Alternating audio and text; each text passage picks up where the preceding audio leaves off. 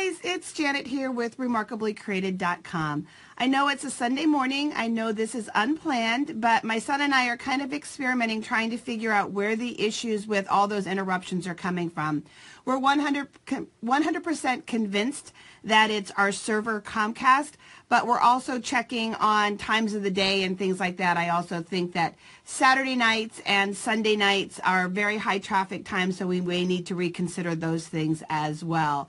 But I did want to go ahead and do this Facebook Live video because then we're also able to save this video, and of course you can watch it at any time. So what we're focusing on today is we are focusing on Embossing 2.0, some more techniques for embossing. Last Sunday we looked at some really fun techniques, and I've got a bunch more for you this morning as well. So let's go ahead and let's shift the cameras down to the work surface, and let's take a look at the fun that we have planned together. Okay, so just a couple of the finished samples to show you where we're going. We'll be looking at some different resist techniques, and we'll also be looking at how you can emboss. So we don't have black embossing powder, but indeed this card is embossed, so we'll be looking at that. Here is another resist card using our birthday wit set.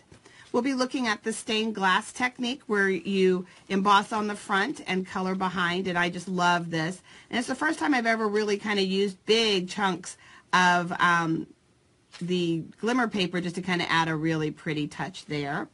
In this case, we did do some basic embossing, a little bit of brush show, but the magic here is in the beautiful embossed ribbon. And then, of course, embossing isn't just for cards. We have this fun 4x4 inch tile that we're going to be talking about just a little bit. So let's start first with just a very quick, let me set these off to the side, review of embossing for those of you who missed it last week. For embossing, there's a couple of basics that you need. We have the wet Versamark pad here. You have all different types of embossing powder. Stampin' Up! Has clear, white, silver, gold, and copper, so they have 5 different embossing powders. In addition, you're going to want an embossing buddy. This is an anti-static tool that will keep embossing off of areas that you don't want it. And then you're going to need a heat tool. Stampin' Up's heat tool has 2 settings, a high setting and a low setting. You'll see the low setting come in handy when you want to do things like shrink plastic, when you just very gently want to dry something without maybe altering it, such as ribbon. You don't want it to crumple and shrink or something like that. The low setting is going to come in handy for that. High setting is what we'll be using for embossing. Stampin' Up's heat tool also has this plastic piece that protects you from the very hot tip, which means that you don't have to worry about accidentally burning yourself. It's a nice safety feature if you're stamping with young people who might accidentally grab that. In addition, it has a safety feature to keep it from overheating. So you may find sometimes that when you turn it off, it doesn't always come right back on again. And that's just kind of, again, a built-in feature so that it doesn't overheat and die. So that's a great thing to have handy for you. So let's go ahead and let's just emboss one image real quick as that reminder for us. And I have our beautiful new Blossoming Basket stamp set. Of course, you all know that there are 2 ways to get your hands on that set. Either by spending $100 and getting it as part of the bundle with the basket weave folder, or you can purchase it for $21.50 as a selection in a starter kit, a demonstrator starter kit, and I can talk to you about all of those options. So I've inked this up with the Versamark. We've just stamped it down, and now I'm going to go ahead and grab the gold powder.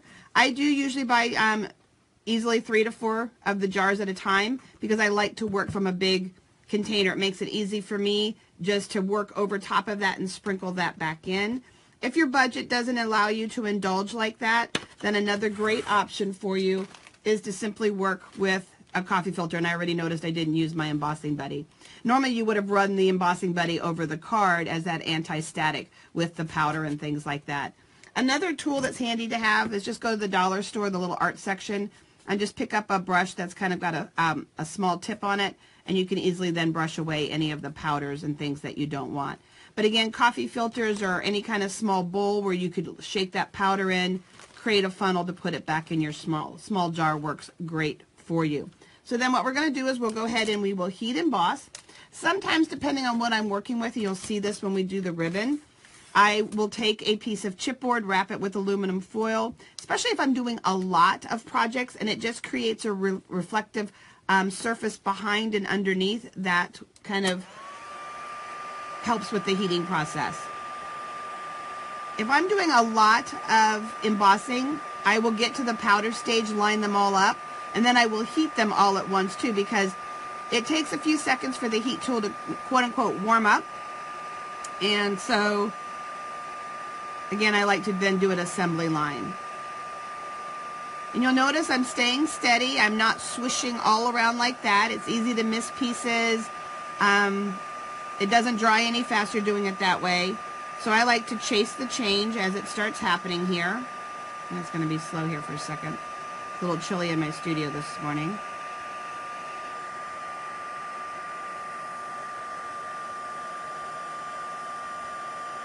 You may hear me talk with my son for just a few seconds. He's kind of watching what's going on. I don't have any comments coming up on my screen, so I'm a little nervous. Greg, is that okay on the book? Yeah. No, okay. Any comments you want to tell me about? they're all the same. Hi, and good morning, guys. For some reason, Switcher Studio is not pulling up the comments. Normally, I can see your comments. So good morning. I'm glad that some of you are skipping church to be here with me this morning. I'm doing this, and then my daughter was supposed to be in town this weekend with her husband, and they bought a house and didn't come in, but we had planned a night at the hotel where they got married for them, and instead of canceling, my husband and I are taking that reservation and going away for the evening. So that's just a basic review of embossing. So now let's jump in and let's look at some projects and things that you can do with embossing. Let's set that off to the side. So there's something out there called Emboss Resist, and basically it's called Embossed Resist because embossing resists the ink. And there's lots of different ways that you can go ahead and work with that. So on this piece of glossy cardstock, I have the greeting "Sending Love" embossed with clear powder, and all we're going to do is grab an ink pad. Let's do Berry Burst because it is Valentine's and I'm still doing Valentine projects. And I have our sponge roller. You could also do this with a traditional sponge, our daubers. You could actually even just take the ink spots direct to paper, or even your ink pad, and roll it over. You can twist it and turn it to get a little bit of those colors out, but you can see how that word "sending love" kind of magically appeared. And then if you just have a nice soft cloth, you can buff it a little bit, just taking what little bit of ink might have stuck to that "sending love," and you can go ahead and remove it. So that's one type of resist where you use the sponge, again, and the other options that I mentioned just to bring that up. And this was done with clear ink. So then another option that you have is, let's grab this. This is white embossing, and it's on Whisper White. Now again, you could do silver, you could do copper, you could do gold, but I'm just telling you what's on this paper for right now.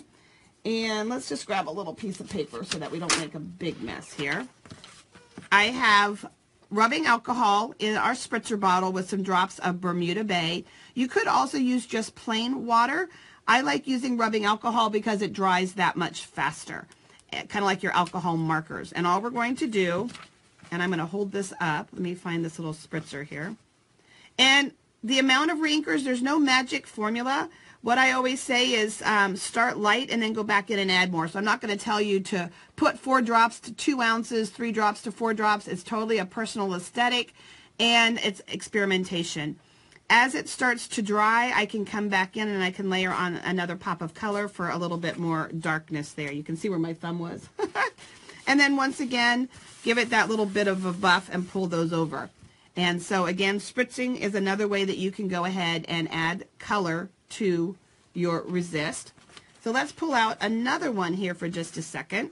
And in this case, if you want to do a resist, we can go ahead and squeeze our pad. We can grab our aqua painter, and let's just put just a tiny bit of water in here. And you can literally just kind of wash right over that ink. And again, if it was a different color, and just to prove it, I have one that's already done that's gold. And let's look at how pretty Berry Burst goes over top of that gold and gives you that nice wash over top. So we're going to send love, and it kind of, this in case, it kind of gives it a little bit of a vintage vibe. And how well it spreads, smooths, everything changes based on the type of cardstock that you work with. You saw here ultra smooth, you saw here crumb cake, you saw glossy, again you saw crumb cake. So again, everything is going to depend and play. Again, there's no hard and fast rules. I always smile when people say, well, you should do it this way. And I'm not a big believer in shoulds when it comes to crafting. It's all about experimentation and being creative. That's what craftiness is creativity. So let's look at yet one more way that you can go ahead and do some resist. In this case, I have our watercolor paper. And let's set these aside. And let me make sure I grab a spritzer that doesn't have re-inker in it. Thank you, Greg. I appreciate your help this morning. And I have it embossed again. And what we're going to do this time is I have some of our Brusho powders. And I'm just going to go dry right on the paper.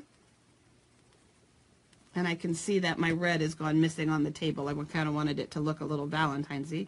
But who knows where the red went to. That's okay.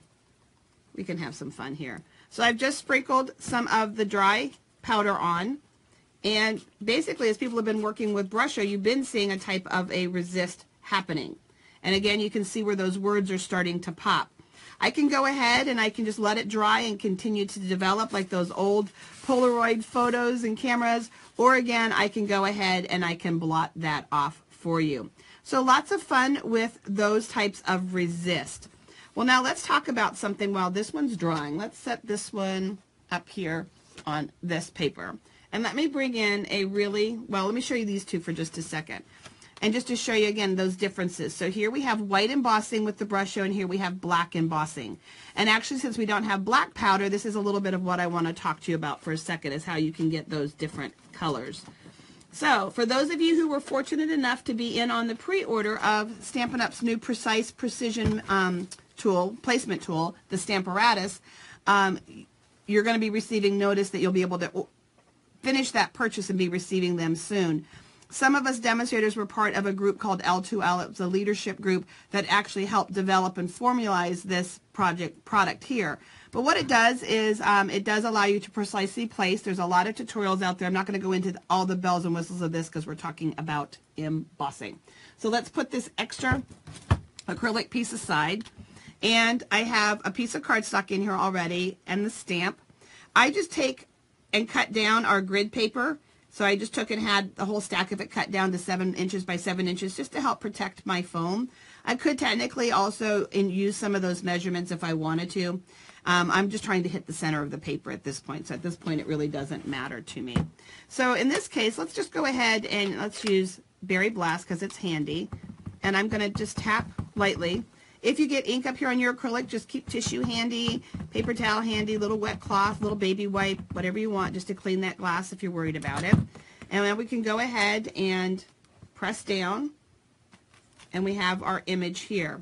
Now I want to go ahead and I want to clean that off and take the ink off of that, because then what I'm going to do is I'm going to take, in this case it's a really dirty ink pad, but I'm going to just stamp with Versamark over top of that.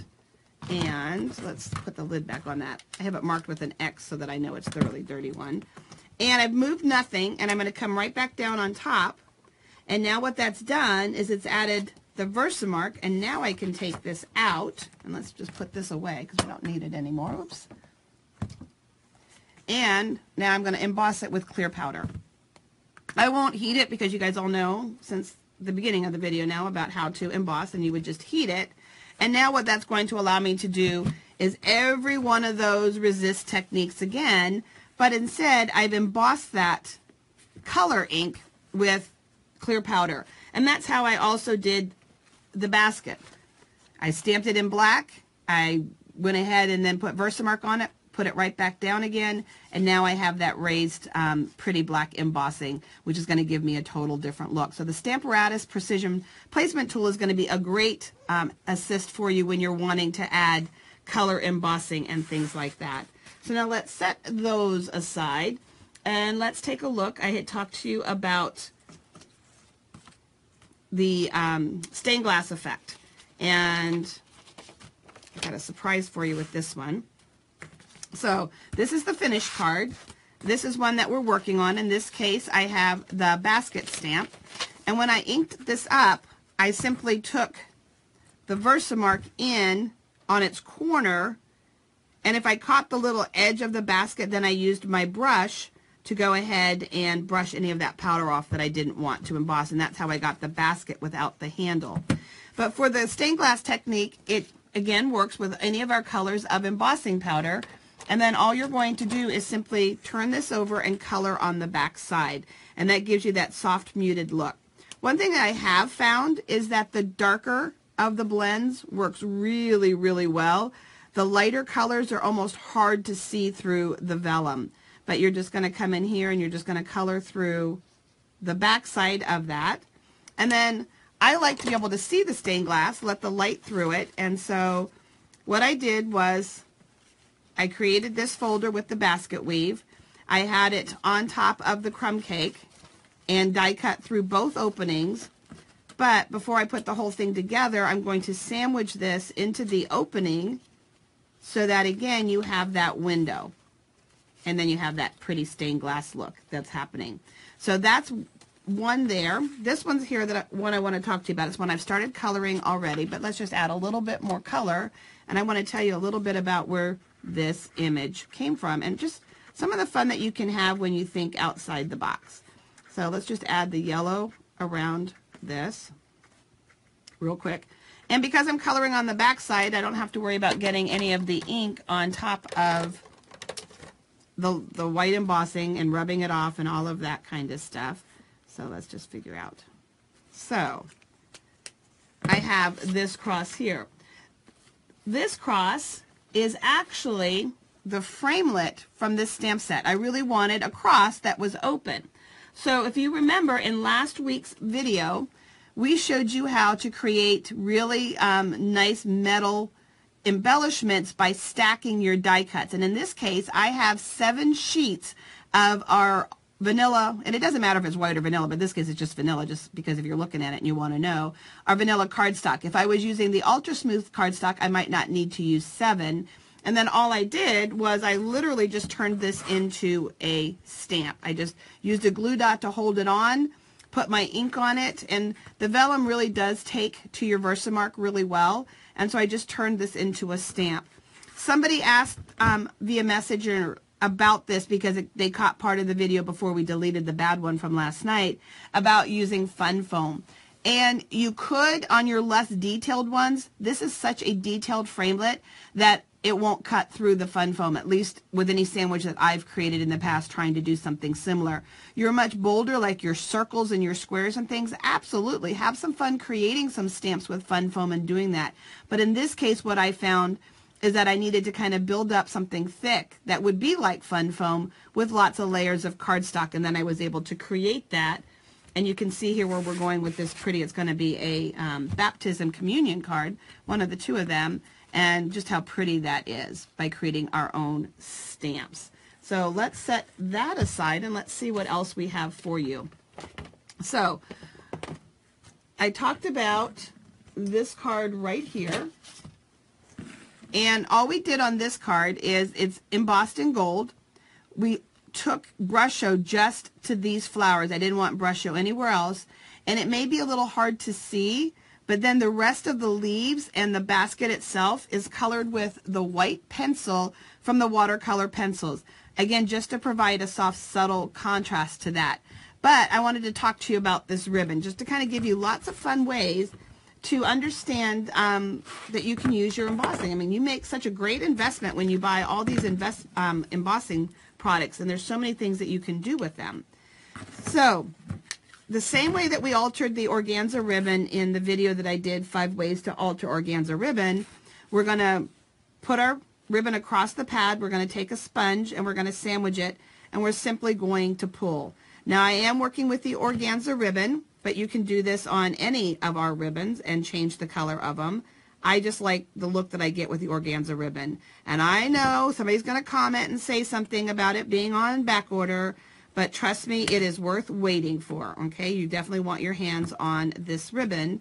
And for my guest, my customer appreciation gift for you this month when you shop with me either online or by email is a roll of this beautiful ribbon, and all the fun stuff that you can do with it is why I'm showing you this. So let's cut this length off here. And again, if you don't have a big tub of powder like this, I would take my entire jar and I would dump it in a bowl, dump it in a coffee filter, and that way you can just kind of, you know, mush your ribbon in and around. And the wetter your Versamark pad is, the better. So whenever you buy an ink pad, you should always buy the refill so that you have it on hand. But especially with your Versamark, you really want that to be a nice, well-inked pad. So I'm just going to go ahead and keep mushing in here for just a second, getting it all covered. And then we'll lift it out. It kind of looks like a spaghetti noodle when we do that. And I'm just going to give it a good shake just to get that powder. And I always feel once I start making a mess and start playing around like this is when I really start to feel pretty artsy for some reason. I just feel like if you're creating a mess, you're being artistic, right? And so for me, that's just that feeling. I'll set that down for a second. I'm trying to grab a piece of paper. So we have this ribbon, and I'm going to go ahead and grab something at least to let me hold on to the ends, because it is going to blow around a little bit. And now we'll take our heat tool, and I'm going to heat it on high because I do want it to crumple up a little bit. I do want it to kind of shrivel, and I want you guys to see this a little faster than if I took my time on low heat. And it's going to stiffen the ribbon up a little bit because the powder kind of adds a layer to it. You're layering that embossing on both sides, so it will stiffen up a little bit. The heat is going to crumple this ribbon. Now I could really crumple this ribbon up if and I will be honest, normally I like to follow the change. That's a little bit harder to do when your ribbon is wiggling all over the place and there's no real easy way to totally hold it still. And the heat does penetrate through the ribbon, so it does heat both sides, but I do like to kind of flip it around to make sure that I'm getting both sides. But I love this look. For me, it's kind of a vintage look. It's got this really fun distressed look to it. And again, I could do this with any of my different types. And I also chose the organza ribbon because of the type of material it is. It definitely crumples. Not all of your ribbon is going to do this. Now it will be hot, and you're going to want to let it cool off before you start to work with it, but then you're going to be able to tie it and do all kinds of fun stuff with it. If you don't want to do the whole ribbon, you can just simply do the edges of your ribbon. And this is actually a great technique if you're working with any type of ribbon at all that might fray on you.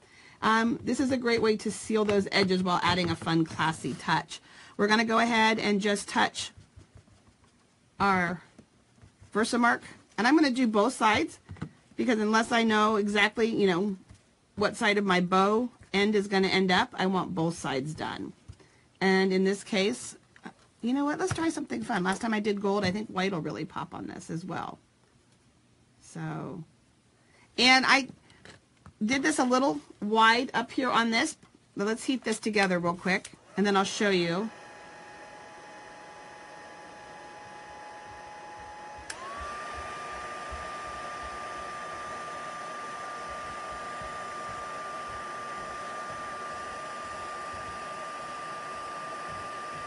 And so you can just add this pretty little tip to your ribbon, and once it's dry and cool, then you can just take your scissors and create a narrow border if that's something that you want to do, okay? So that's a fun little project for you and something that you can do with your embossing powders. So now let's talk about this tile here, and let me see, give me a second. You guys would laugh. Sometimes somebody needs to video me videoing because I start out so nice and neat with all the projects in little piles, but then of course you know how that goes if you've crafted it all. Everything starts to close in on you and you're like, you thought you had it organized and ready to go, but then it's no longer in front of you. So one of the things that I love the most about stamping and crafting is making what I call 3D craft projects, home decor and things like that. Greeting cards are fun, but my passion really is in making 3D decor items. So this is a 4x4 matte finished coaster. I got it at Oriental Trading Company, and I will find the links and put them in a separate post for you when I post these. And all you need to do to prepare these is you need to remove the sticker that some non-crafter didn't think to put on the back side, but they always put it right on that crafting surface, kind of like when you buy frames and mirrors, right? So all we're going to do is, let's get our stamp back here for just a second. Okay, Janet, where'd you go with it? See, you're always moving something.